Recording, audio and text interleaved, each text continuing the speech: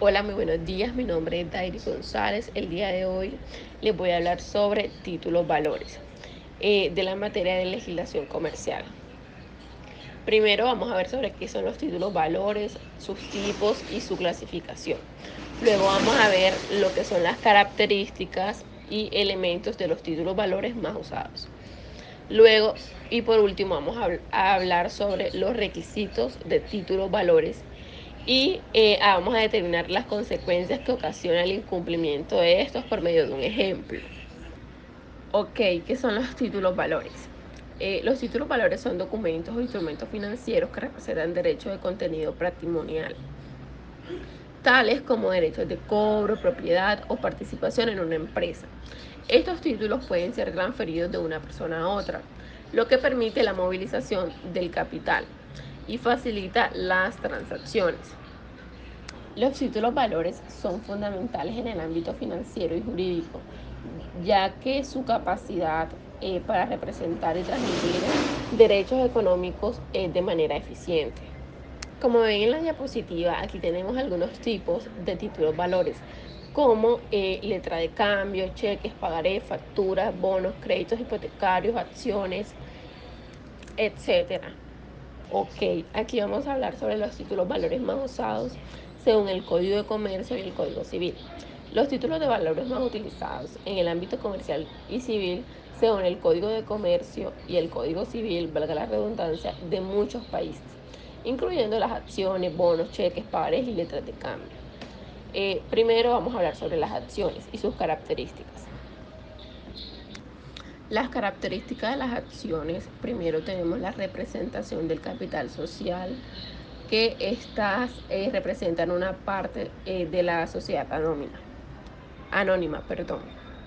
Luego tenemos los derechos de los accionistas, que esto incluye el derecho a voto en las juntas de accionistas.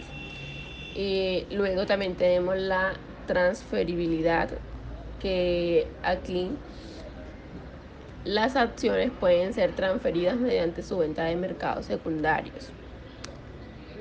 Luego, aquí en esta diapositiva tenemos los elementos y las particularidades.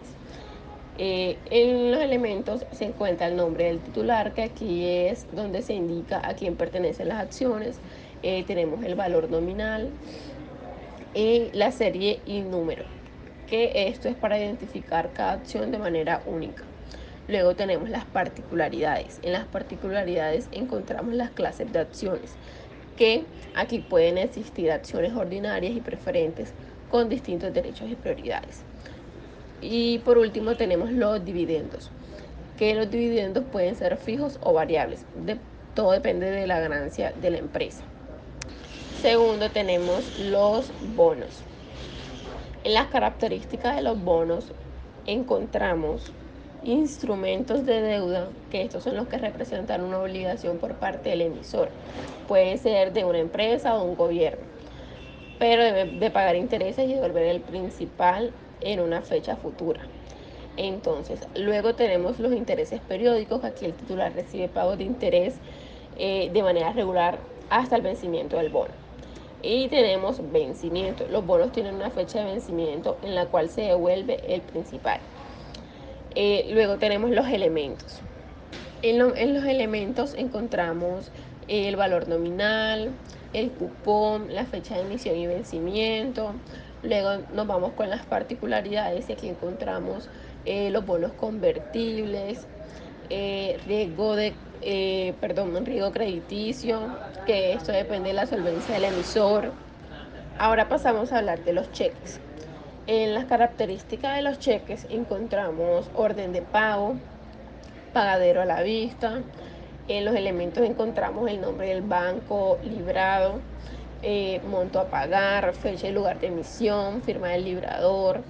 En las particularidades encontramos los cheques cruzados y los cheques al portador. Aquí en la diapositiva pueden ver una imagen de un cheque para que puedan observar más o menos y tengan idea a lo que me refiero. Luego pasamos a hablar sobre los pagarés. Dentro de las características de los pagarés encontramos la promesa de pago y el instrumento de crediticio. Luego nos vamos con los elementos y está el monto, fecha de vencimiento, nombre del beneficiario y firma del emisor. En las particularidades encontramos pagarés a la orden e intereses. También encontramos una imagen que la pueden observar. Por último tenemos las letras de cambio. En las características de las letras de cambio tenemos orden de pago y aceptación. En los elementos tenemos monto, fecha de vencimiento, nombre del librado y beneficiario. Y firma del librador. En las particularidades tenemos letras avaladas y endoso. También hay una imagen con cada una de sus partes detalladas para que la puedan observar un poquito mejor. Luego pasamos al ejemplo, y para comprender los requisitos de los títulos valores y las consecuencias del incumplimiento, yo voy a utilizar un ejemplo con un cheque. Aquí en la imagen les muestro un cheque donde están todas sus partes detalladas, que esto vendrían siendo los requisitos que tiene que tener un cheque. Luego de ya ver los requisitos que debe tener un cheque, pasamos a la siguiente diapositiva y plantearemos el ejemplo. Imaginemos que Dairis emite un cheque a favor de Juan para pagar un servicio. El cheque debe contener la siguiente información: denominación de cheque, en el documento debe estar claramente indicado que es un cheque, orden incondicional, que es decir, páguese a la orden de Juan y el valor al que se le va a pagar, nombre del banco librado, es decir, Bancolombia, lugar de pago, puede ser pagadero, que puede ser la sucursal central del banco Bancolombia, fecha y lugar de emisión, emitido en la ciudad de Barranquilla el 21 de mayo de 2024, y por último tenemos firma del librador, la firma de Dairis. Si alguno de estos elementos falta, el cheque obviamente puede ser considerado no válido. Obviamente aquí tenemos las consecuencias del incumplimiento de los requisitos. Por ejemplo, si el cheque está sin la firma del librador, pues Juan no podrá cobrar el cheque porque el banco no reconocerá la orden de pago. Luego tenemos el cheque sin fecha de emisión, y la falta de una fecha de emisión pues puede causar problemas para determinar la validez del cheque.